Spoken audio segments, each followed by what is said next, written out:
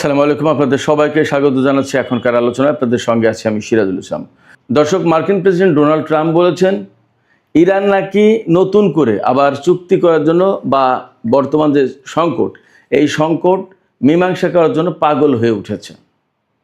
কিন্তু Donald Trump দাবি করছেন যে ইরান এরকম হলেও আমরা ঠিক করব, এটা কবে ঠিকঠাক করব বা কবে সেটেল করব। তিনি কেন এই কথা বলছেন? তিনি কি পৃথিবীর মানুষের সাথে মশকরা করছেন? এপাশে ইরানের সর্বোচ্চ নেতার সামরিক উপদেষ্টা, অন্যতম সামরিক উপদেষ্টা সাবেক মেজর জেনারেল রহিম ইয়াহিয়া সাফাবি, তিনি বলেছেন আমেরিকা যদি ইরানের উপরে পরমাণু বোমা ব্যবহার করে তাহলে ইসরায়েল নামক রাষ্ট্রের অস্তিত্ব থাকবে না। এখন আমেরিকার সিদ্ধান্ত নিক তারা ইরানের উপরে পরমাণু বোমা ব্যবহার করবে নাকি করবে না, এটা তাদের ব্যাপার। রহিম সাফাবি কেন তিনি এই কথা বলছেন, এর পেছনের ঘটনাটা কি? সুপ্রিয় দর্শক, এই বিষয়গুলো নিয়েই মূলত আমি এখন আলোচনা করব। এর ভেতরে আরও বেশ কিছু বিষয় থাকবে, যেমন আমেরিকা নিরাপত্তা দিতে চেয়েছে কিন্তু কিছু জাহাজ কোম্পানি আমেরিকার সেই নিরাপত্তা নিতে চায়নি। আবার গত রাতেও আমেরিকা এবং ইরানের ভেতরে ব্যাপক যুদ্ধ হয়েছে, লড়াই হয়েছে, দুই পক্ষ একে অপরের উপর হামলা চালিয়েছে, তাতে ক্ষয়ক্ষতির ব্যাপার আছে। এই সমস্ত সব বিষয় আমি এখনকার আলোচনায় আনব। আশা করি আপনারা শেষ পর্যন্ত সঙ্গে থাকবেন, আর ভিডিও ভালো লাগলে লাইক কমেন্ট শেয়ার করবেন এবং চ্যানেলটি সাবস্ক্রাইব করে সাথেই থাকবেন। দর্শক, মূল আলোচনায় চলে যাচ্ছি। প্রথম যে বিষয়টা নিয়ে কথা বলতে চাই সেটি হচ্ছে মার্কিন প্রেসিডেন্ট ডোনাল্ড ট্রাম্প। তিনি গতকালকে সামরিক বাহিনীর একটা অনুষ্ঠানে বক্তব্য দিয়েছেন। বাংলাদেশ টাইম গতকাল, আমেরিকা টাইম আজকে, অর্থাৎ বৃহস্পতিবার। তিনি সেখানে বলেছেন বর্তমান সংকট সমাধানের জন্য ইরান পাগল হয়ে গেছে। তারা বারবার আমাকে ফোন করছে, ডোনাল্ড ট্রাম্প দাবি করছে যে তারা বারবার আমাকে ফোন করছে এবং এই সংকটের একটা সমাধান তারা চায়, তার মানে আমেরিকার সাথে চুক্তি করতে চায়। কিন্তু ডোনাল্ড ট্রাম্প আবার দাবি করছেন কিন্তু আমি বলেছি যে হ্যাঁ, সংকট মীমাংসা করা হবে, তবে সেটা কখন করবো সেটা আমরা ঠিক করবো, আমরা সিদ্ধান্ত নেব। তার মানে ইরানকে তিনি পাত্তা দিচ্ছেন না। ব্যাপারটা ঠিক উল্টা। আমি আগে একটা বা দুটো ভিডিওতে সম্ভবত বলেছিলাম যে সে নিতাই ঠাকুর, একাই একা তাস খেলেন, একাই হারেন, একাই জেতেন, একাই ট্রাম্প কার্ড মারেন, ইত্যাদি ইত্যাদি। ডোনাল্ড ট্রাম্পের অবস্থা তাই। তিনি একা একা ইরানের পাগল হয়ে যাওয়া দেখেন চুক্তির জন্য, আবার ইরানকে ধমক দেন, আবার ইরানকে সান্ত্বনা দেন, আবার ইরানকে প্রশংসা করেন, আবার ইরানকে বকাবকি গালিগালাজ করেন, আবার ইরানের বিরুদ্ধে যুদ্ধ করেন, সব একা একাই করেন। তিনি কেন এই কথা বলছেন? তিনি কি পৃথিবীর মানুষের সাথে মশকরা করছেন? তিনি কিন্তু গত কয়েক মাস ধরে ইরানের উপর হামলা চালান, আবার বলেন যুদ্ধবিরতি, শান্তি চুক্তি, আলোচনা, কূটনীতি, সমস্যার সমাধান করব, আবার ইরানের উপর হামলা চালান। মূল কথা, আমেরিকা কিন্তু ইরানের উপর হামলা চালিয়েই যাচ্ছে, বিভিন্ন কায়দায় ঘুরছে ফিরছে, বিরতি নিচ্ছে, একটু জিরিয়ে নিচ্ছে, নিজেদেরকে গুছিয়ে নিচ্ছে, আবার ইরানের জনগণকে কিন্তু হত্যা করেই যাচ্ছে। এই সংকটের সমাধান কোথায় এবং কি করা উচিত? এক অদ্ভুত ব্যক্তির হাতে পড়েছে আমেরিকা এবং বিশ্ব বলছে কি এই কারণে, বিশ্বে তো আমেরিকার প্রভাব আছে এবং তাদের কারণে বিশ্বের অনেক মানুষ তাদেরকে কুর্নিশ করে, তাদের সামরিক বাহিনী, আদার অনেক কিছুর কারণে। এ তো বিরাট সমস্যা আমাদের বিশ্ববাসীর জন্য। তো এই যে ব্যক্তিটা আমেরিকার প্রেসিডেন্ট হয়েছে, আমেরিকার ইতিহাসে সম্ভবত এই ধরনের পিকুলিয়ার কোনো ব্যক্তি প্রেসিডেন্ট হয়নি। এবং আজকে বিশ্বে যে সংকট ডোনাল্ড ট্রাম্পের কারণে তৈরি হয়েছে, এই সংকটের একটা বড় দায়ভাগ অবশ্যই আমেরিকার জনগণের নিতে হবে। তার মতো ব্যক্তিকে কেন তারা নির্বাচিত করলো, সেটা একটা বড় প্রশ্ন।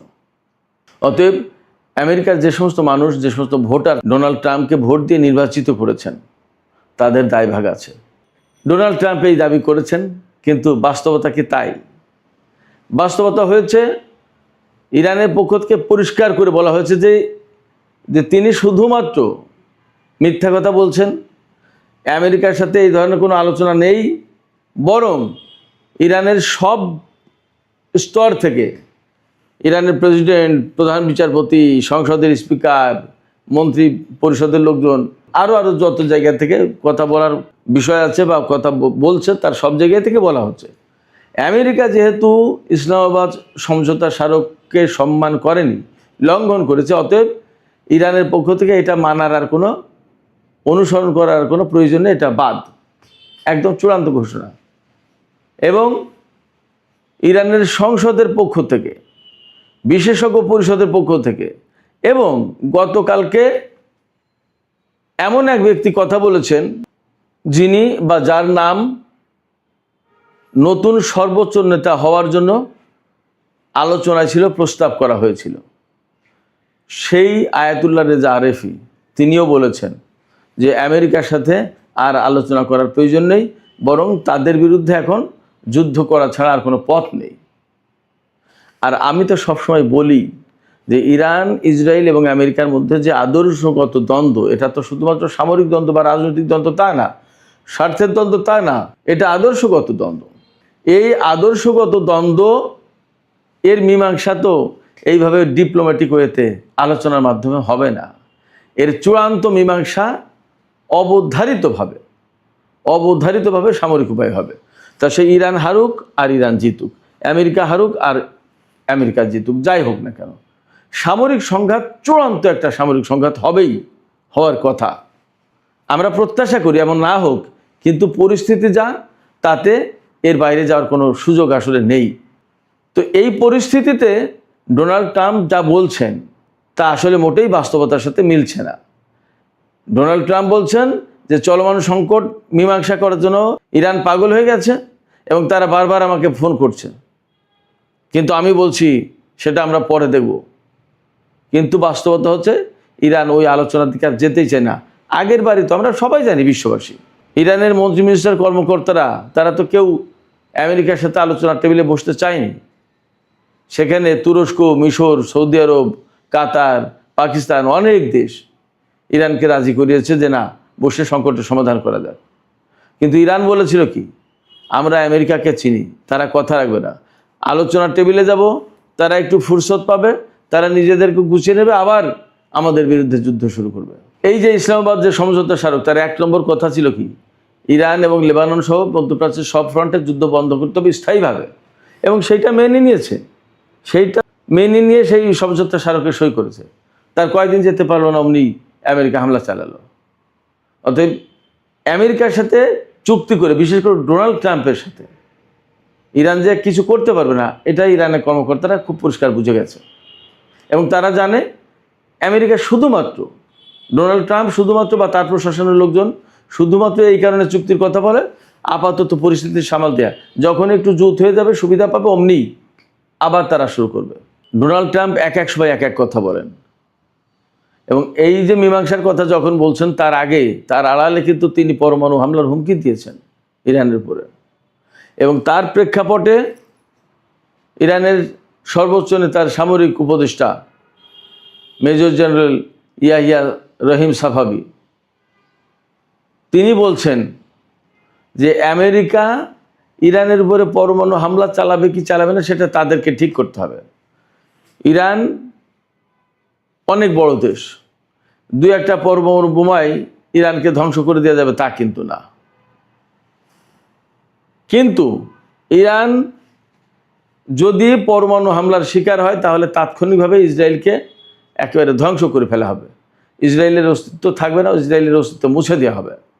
তো ইসরায়েলের অস্তিত্ব মুছে দেওয়ার যে বিষয়টা, আমেরিকাকে জানতে হবে যে ইরান এটা করবে। এই অবস্থায় আমেরিকাকে সিদ্ধান্ত নিতে হবে তারা ইরানের উপরে পরমাণু বোমা হামলা চালাবে নাকি চালাবে না। এটা তাদের ব্যাপার, এটা ইরানের ব্যাপার না। এটা তারা সিদ্ধান্ত নিক, আমরা আমাদের সিদ্ধান্ত নেব। তো এইরকম একটা প্রেক্ষাপটে মধ্যপ্রাচ্য, আমেরিকা এবং ইরানের অবস্থান, আসলে আমেরিকা ইরানকে নিয়ে ভারী গ্যাড়া কলে পড়ে গেছে। না পারছে ছাড়তে, না পারছে গিলতে। যুদ্ধ করতে এসে বিপদে পড়েছে, এখান থেকে সরেও যেতে পারছে না। কূটনীতির মাধ্যমে সমাধানেরও পথে সেখানে ইরান জিতবে, যুদ্ধ করতে গেলেও আমেরিকার নিশ্চিত পরাজয়। সুপ্রিয় দর্শক, এবার একটু যুদ্ধের আপডেট জানাই। গত রাতে ইরান এবং আমেরিকার মধ্যে বড় রকমের সংঘর্ষ হয়েছে। আমেরিকা ইরানের বিভিন্ন সামরিক ঘাঁটিতে বা বিভিন্ন অবস্থানে হামলা চালিয়েছে। ইরানও পাল্টা জবাব হিসেবে কুয়েত, জর্দান কাতার এবং বাহরাইনে হামলা চালিয়েছে। দুই পক্ষই বেশ বড় রকমের পাল্টা হামলা চালিয়েছে এবং আমরা আসলে দেখছি যে টুকটাক করে যুদ্ধ হচ্ছে, কিন্তু বাস্তবতা হচ্ছে একদম টুকটাক করে যুদ্ধ হচ্ছে না, বেশ বড় বড় হামলাই চালাচ্ছে। এবং ইরান, আমি যা দেখতে পাচ্ছি বা যা শুনতে পাচ্ছি, জানতে পারছি, তাতে ইরান মার্কিন ঘাঁটিগুলোকে একদম টোটালি ডিসম্যান্টেল করে দেওয়ার চেষ্টা করছে। মানে এখান থেকে আর আমেরিকার সামরিক বাহিনী যাতে কোনো অভিযান চালাতে না পারে সেই চেষ্টা করছে। এর জন্য সময় তো লাগে, সেই সময় লাগছে, কারণ একটা দেশে তো একটা ঘাঁটি না, আবার একটা ঘাঁটি যে ছোটোখাটো একটা দুটো বিল্ডিংয়ের ভিতরে সীমাবদ্ধ তা তো না, অনেক বড় স্থাপনা, অনেক বড় কিছু। আবার এই যে মাঝখানে যে যুদ্ধবিরতি গেল সেই সমস্ত সময় অনেক কিছু আবার ঠিকঠাক করে ফেলতে পেরেছে। তার মানে ইরানকে আবার অনেকটা নতুন করে যুদ্ধ শুরু করতে হলো। এই অবস্থায় আমেরিকা এবং ইরানের মধ্যে বড় রকমের সংঘর্ষ চলছে এবং এর থেকে আরও বড় কিছু ঘটে যেতে পারে, আমার কাছে এমনও মনে হচ্ছে। এদিকে আরেকটি গুরুত্বপূর্ণ খবর আছে। সৌদি আরবের পত্রিকা আল আরাবিয়া পত্রিকা খবর দিয়েছে যে আমেরিকা বেশ কিছু জাহাজ কোম্পানিকে নিরাপত্তা দিতে চেয়েছিল, তারা নিরাপত্তা দিয়ে হরমুজ প্রণালী পার করে আনবে, কিন্তু তারা রাজি হয়নি, কেউ আমেরিকার নিরাপত্তা নিতে রাজি হয়নি। তারা বলেছে যে তোমরা নিরাপত্তা দেওয়ার পরেও ইরান বেশ কয়েকটা জাহাজে হামলা চালিয়েছে এবং দু একটা জাহাজ ডুবেও গেছে, ফলে আমরা জাহাজ তোমাদের নিরাপত্তায় চালাবো না। তার মানে মার্কিন নিরাপত্তায় হরমুজ প্রণালী পার হতে চায়নি। এটা একটা বিগ ডেভেলপমেন্ট। আমেরিকাকে ডিনাই করা খুব বড় ব্যাপার।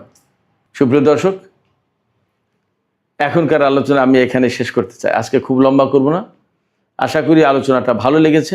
যদি ভালো লাগে তাহলে লাইক, কমেন্ট, শেয়ার করুন এবং চ্যানেলটি সাবস্ক্রাইব করে সাথে থাকবেন। আর আলোচনার শেষের আগে আমি একটু বলি আপনাদেরকে, এই যে পরমাণু নিয়ে যে কথাবার্তা চলছে, পরমাণু হামলা নিয়ে, আপনাদের কাছে কি মনে হচ্ছে আমেরিকা শেষ পর্যন্ত ইরানে পরমাণু হামলা চালাতে পারে? এবং তাই যদি হয় তাহলে ইরান তা কি দিয়ে প্রতিরোধ করতে পারে বা ইরানের এখানে করণীয় কি? সুপ্রিয় দর্শক, আলোচনা এখানেই শেষ করতে চাই। মতামত আপনারা কমেন্টে জানাবেন। আর ভিডিও ভালো লাগলে আবারও বলি লাইক, কমেন্ট, শেয়ার করবেন। আপনাদের সবাইকে অনেক অনেক ধন্যবাদ।